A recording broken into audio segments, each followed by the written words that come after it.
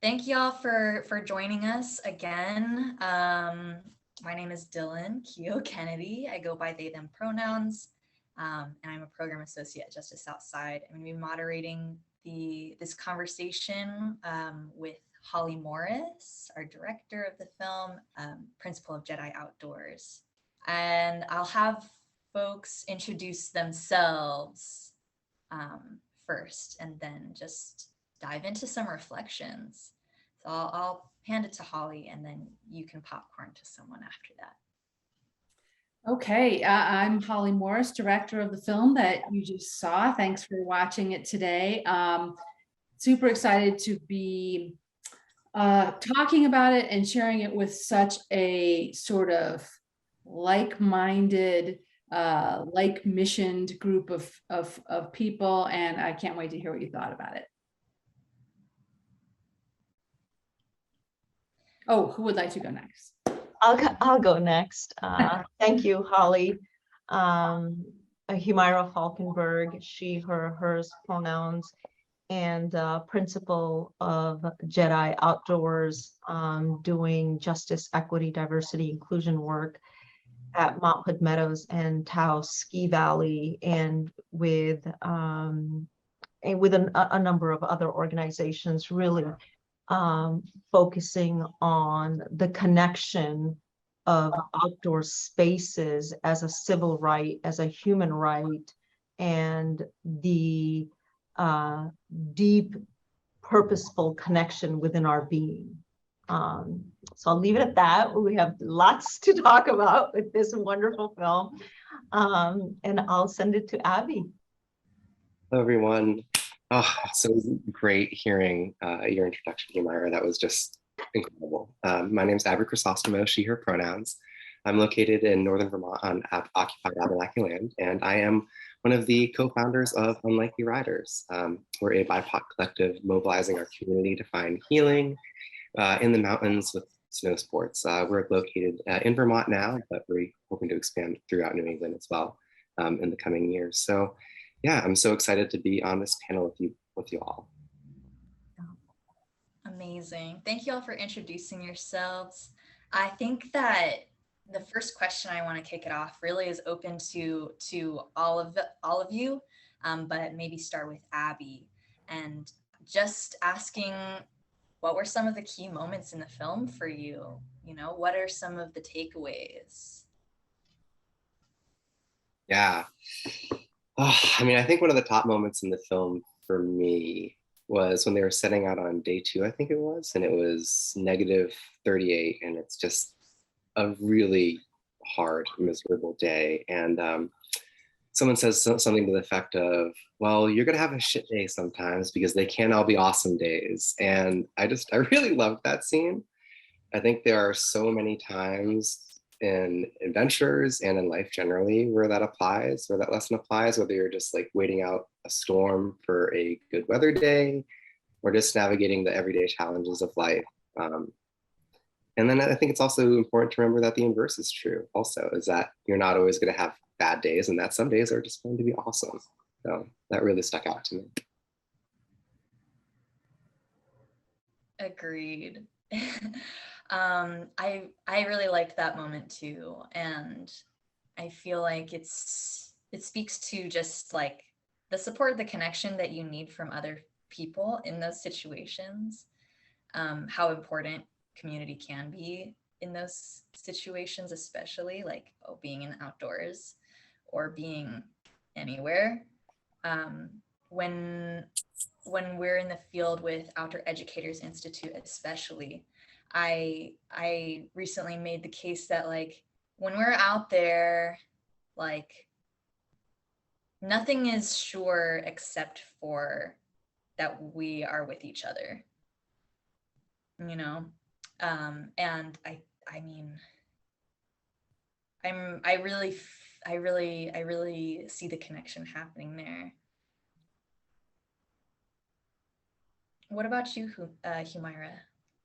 You know, that it's interesting. My moment is also the same individual, Felicity. It was Felicity who shared that. that, you know, you have shitty days and you have really awesome days, and so much wisdom in that.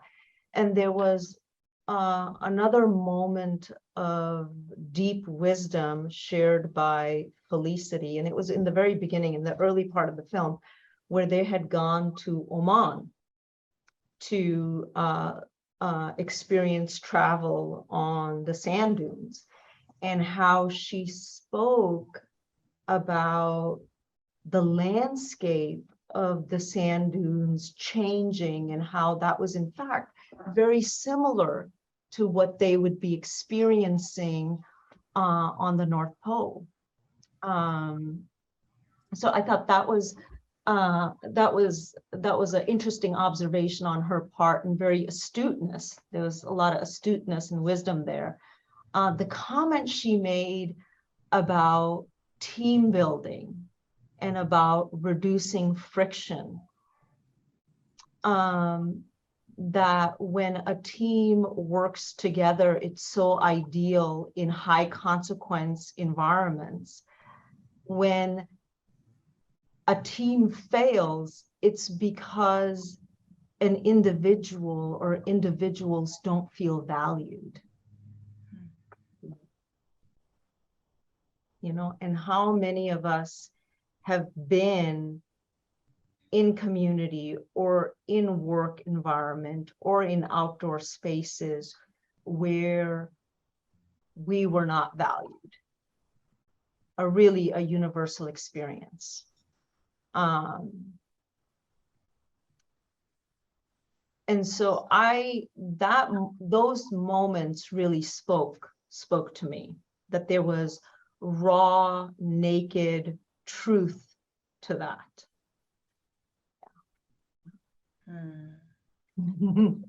I love what's resonating with you all, and this idea of your greatest moments of suffering and joy are actually one and the same.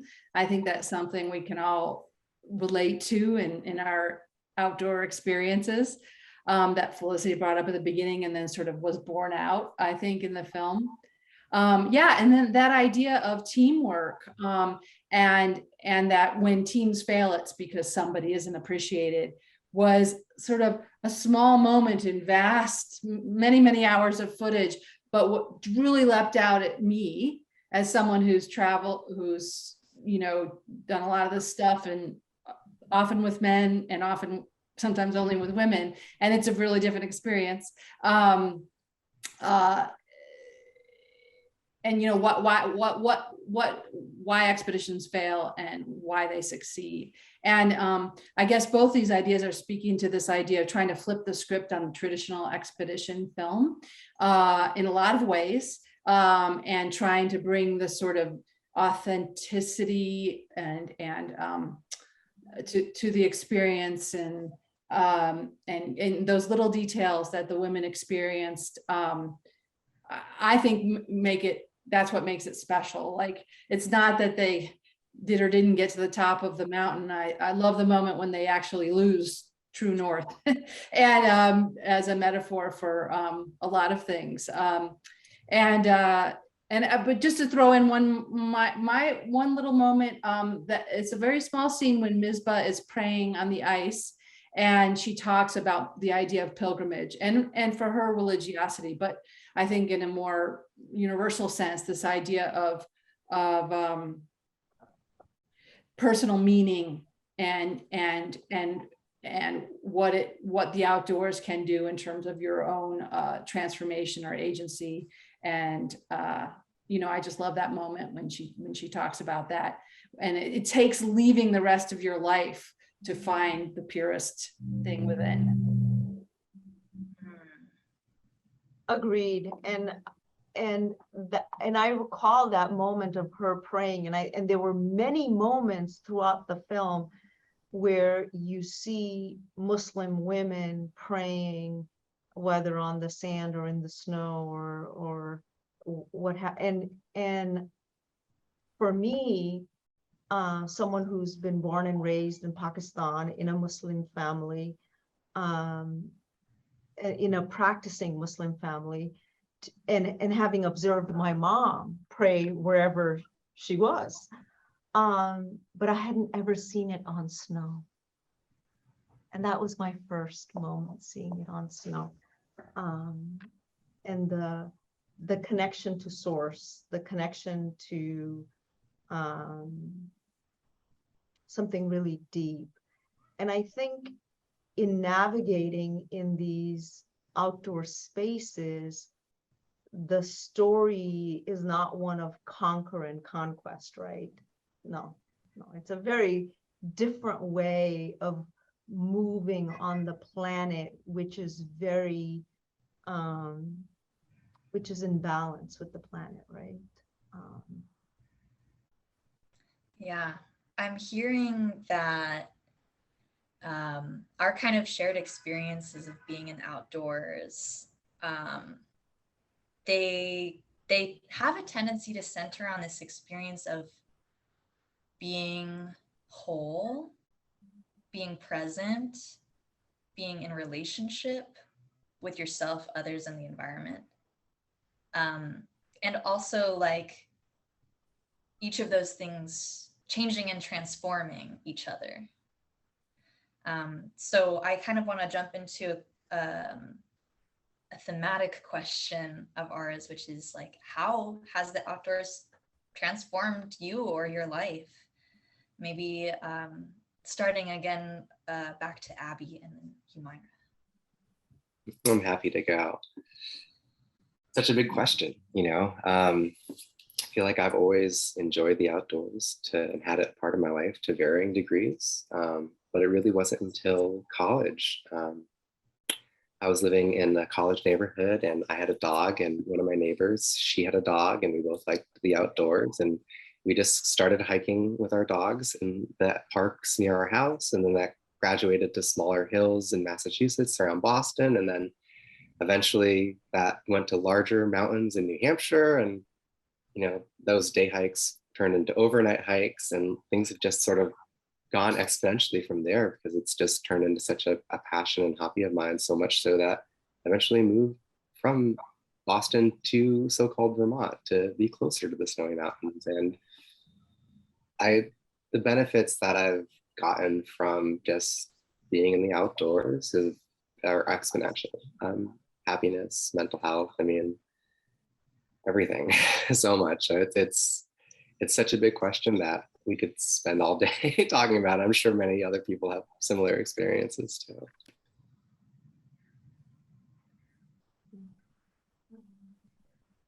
Definitely. Anything to add, Humaira? You know, a connection to the outdoors is a civil right. It's a human right.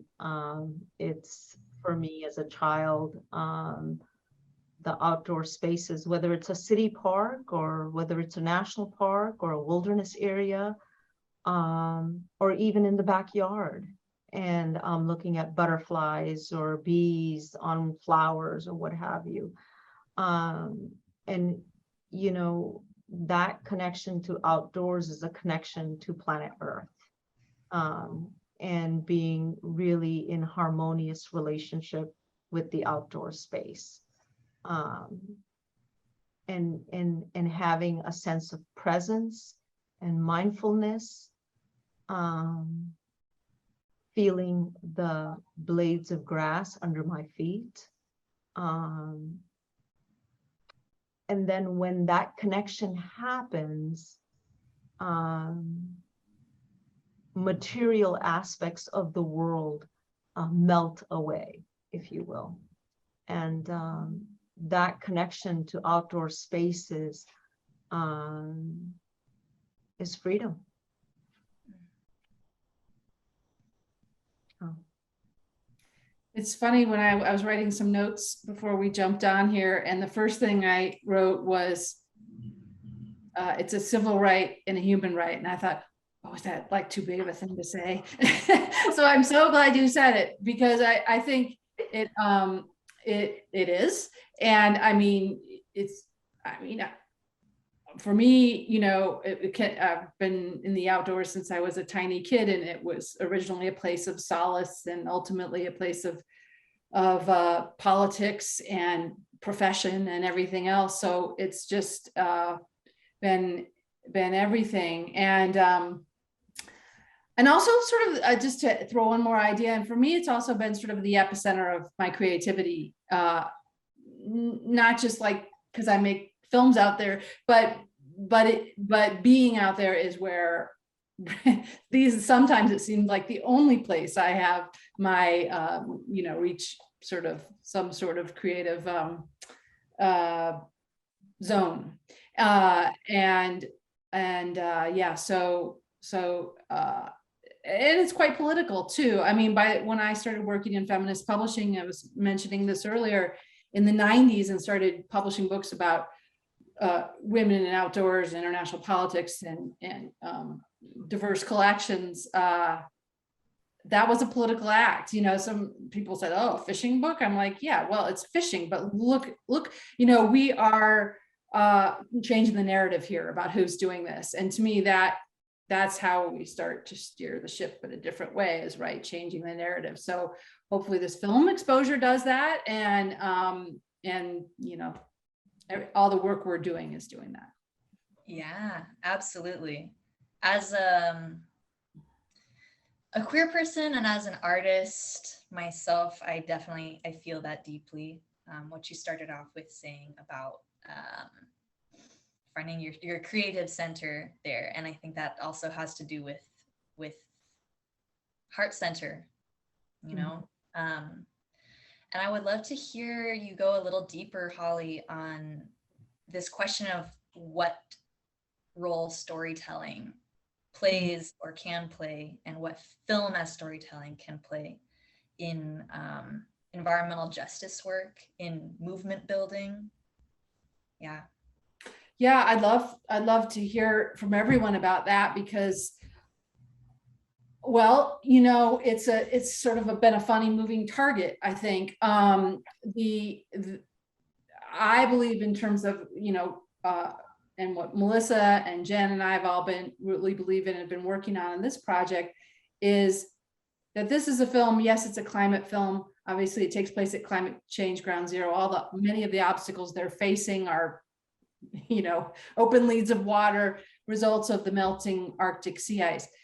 However, I think its potential in this area lies in personal agency, because I think nobody needs to be convinced that there is a climate crisis anymore. The conversation has changed, and so our storytelling around it needs to change. And I think it is, and I think this is an example of that. And so this idea of women coming together against all odds, being counted out by everyone along the way, and achieving something nobody thought they could achieve, including those of us around them sometimes, is not a thin metaphor for what needs to happen around the climate crisis. So, so I think we first have to revolutionize our own lives before we can make the change we want to make in the world. So hopefully that when people watch this film, they see, you see Mizbah, who, I mean, these aren't regular women. That's something we haven't touched on here. These aren't even athletes, much less polar explorers. So the idea, the distance they've traveled to achieve their goal is something that I think is truly inspiring. And I hope that that it works in that space. And I guess I would love hearing from you guys about how this film or films like this can be a tool in terms of forwarding all of our work, or can it be? So go ahead. I was just going to say, I definitely think so. Yeah. And I want to hear what Humaira has to say. I love this discussion. Storytelling, whether it's visual storytelling or whether it's auditory, however we do it, is really like the work of justice. And, we're talking about in the context of environmental justice, but storytelling is justice because it's about power. It's about how making conscious choices about which characters are centered. I mean, you look at the character of Misbah, and this woman from UK, and her husband is telling her how to pack the bags before she goes on this expedition. There's a moment where it's a moment of friction between Misbah and Anissa, and Misbah is relegated into the tent to make the food and the water, and essentially characterized in that stereotypical role of being Mama Misbah, and the other two, Anisha and Ida from Sweden, are the ones setting up the tent. And you know, it was interesting to see that friction come out in who's being centered where and how, whose fate matters, and who the narrator is in storytelling and what points of view are included, and how in storytelling, how a central conflict or a problem is named and framed. And what I loved about Exposure is that you have everyday women with their experiences, as Holly said, doing something really what would be, you know, very extraordinary. And how do we tell stories of ordinary individuals, ordinary experiences, in a manner that weaves a thread for everyone around the planet in connection to outdoors, right? And no one is left out of outdoor spaces. So that for me is storytelling and justice work. They're hand in hand. Oh, that is just so beautiful. I mean, I feel like, you know, not only storytelling in these outdoor spaces is so important, just to get the perspective of that person who's not traditionally represented, but also especially environmental justice work. I mean, so much of these stories are happening in places that don't get regular exposure to the media, don't get regular exposure to, you know, the wider world out there. So being able to tell those stories and just to get that intimate connection, like you were saying, Humaira, that's really connecting one person to another person on the other side of the globe, and you're really feeling that through the story, and that's just so critical. And you know, and Abby, I would add that so much of environmental justice movement, what we've seen and observed, has been presented to us that the forefronts are organizations that are white and male, right? Cisgendered white males have been leading the grounds on environmental justice work and environmentalism. And that is so not the case. That is so not the case, because you look at who have been stewards of the land, right? And it's a different way of storytelling, right? And centering the narrative that has not been peeled away and beginning to do that. I mean, just real powerful. Yeah, I would say, you know, storytelling, anytime, and any form of art is an incredibly important and central tool to whatever direction society moves in any given moment. And that community building is central to movement building. And community building is really seeing yourself and seeing others and seeing yourself in others, and building that true organic belongingness, the drive that because I love you, I love me, you know. It's healing, and it's growing, and I think that, yeah, framing what action is around those fundamentals and those values is incredibly important. I mean, when it comes down to it, we all are here. And for us to see that, acknowledge and accept that, to appreciate that is what'll keep you going, I think. And so I kind of want to fit in one last question, because I know that we have folks on this panel that have tons of experience on like very specific expeditions or trips. So I wanted to ask, I mean, we saw in exposure some of those frictions and challenges come up even within like an affinity space, a gender specific, women only affinity space. There were all these complexities, intersections that showed themselves. So if you're comfortable sharing, I would love to hear about maybe some challenges that you've experienced in affinity spaces and what you would want folks listening to take away from your story. As whoever feels like they have their story right at the top of their head, feel free to jump in.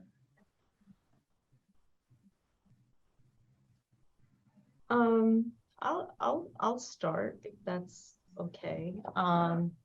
So affinity spaces, I think to have a conversation around affinity spaces, we really need to look at intersectionality, because even when we come into an affinity space, we're not doing it with one identity. This is on the basis of the great work by Kimberly Crenshaw, professor of law, right? And that there's an intersectionality of multiple identities in a space where those lenses converge, right? And their affinity spaces are not monolithic. So even though it's a group of women going on an expedition, they're not monolithic, right? Even amongst the Arab women aren't monolithic, because there are differences between Qatar and Oman and Saudi Arabia. And even amongst the European women, you know, tremendous amount of diversity. My experience with being in affinity spaces is it's mixed. It's mixed. I remember when, before I was the vice chair of the She Jumps organization, I went to one of their events, which was to, a movie had been produced by pro skier Lindsay Dyer on women skiing these various extreme mountain faces. And the movie is called Pretty Faces. And you know, as you know, I'm a professional certified instructor of skiing and snowboarding, ski mountaineer, snowboard mountaineer. And I thought, oh my God, I am going to feel so included by watching this movie. I went and I cried. I felt so left out because I was in a room filled with women, but not women of color. I was the only woman of color, but I was in an affinity space, right? Interesting. It's an interesting experience. And at the same time, I've had other experiences where I have been in an affinity space of women of color or people of color. And again, it's not monolithic. So I just wanted to share that aspect, that there's healing to be had in healing spaces, in affinity spaces, and it's also very complex. Yeah. Oh, so much of that is resonating. I mean, I think for me, you know, being a queer woman of color, going to these spaces, oftentimes I'll be like the only I'll be like the only person of color at a queer event, or the the only queer woman in an all women's space. And you're right, that connection is different in those spaces. And I mean, personally, I think the answer is probably just more affinity spaces, more intersections. And I think that there's a lot of great groups that are really working on those very things. So that brings me a lot of joy. Yeah, yeah. And the thing is, Abby, earlier in my life, I didn't have the wisdom and the skill and the nuance to be able to pick up on that, on why was I feeling uncomfortable. And I hadn't yet developed the language and the experience, and which is constantly evolving for me.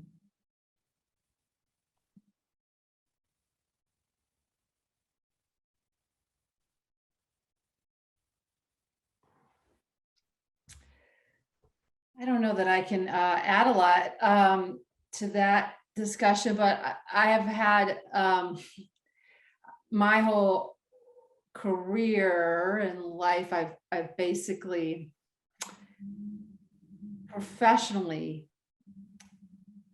been in or created all women's spaces. So I was in feminist publishing all through my 20s, and then my 30s, I started my own media company, and it was all women, and my subjects of my films are women, and but I did, so it's just such a complex thing. It's a one step forward, two steps back process, but having mostly done most of my independent work, I sort of created the space and the intersectionality that I wanted to exist in and wanted to see on the screen or on the page. Now, that being said, my side hustle for 20 years was a project called Globe Trekker, in which I worked almost exclusively with men all over the world doing different kind of outdoor stuff. And so I don't even know where to go with this. There's so many story, I can't even begin to tell stories, but I guess I would say that if we just keep trying to, in terms of my perspective as a media person, keep trying to keep rejiggering the narrative to have the narrators of the story be not who you expected, not who you've seen since the beginning of time, that's how I just try to keep staying the course. And despite obvious many conflicts along the way, but what the alternative is to accept it, so that's my very inarticulate answer to that question.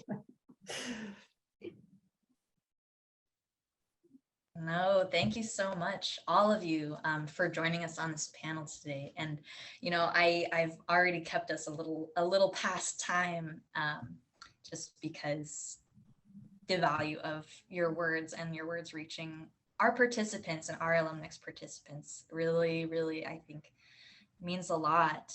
And so to just close us out, again, thank you all so much for being here, for being wherever you are at any moment. And I want to the Alumnx who are here or are going to be listening to the recording later on, I want to take this opportunity to formally announce our first ever, Justice Outside's first ever Alumnx conference. So we're finally gonna get the chance to really come together in person. Save the date for April 27th to 28th. I am gonna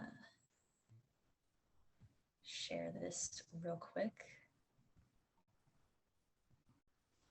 So yes, we have a really exciting event coming up. I know it's way on the horizon, but mark your calendars. Our vision for this event is to connect our community across programs and across cohorts across the years that folks have been participating and been in community for the first time. And we'll have workshops, we'll have discussions, and much more. Lastly, if you're interested in joining an Alumnx planning committee for this conference and adding your flair to this event, please reach out directly to me, Dylan. My email address is dylan@justicesouthside.org, Dylan, D-Y-L-A-N, @justicesouthside.org. And with that, I wish everybody a wonderful night. You can still watch the film up through tomorrow, I believe. So tell your friends, but do not share it publicly, please. With that, have a good rest of your night, and thank you so much for joining us.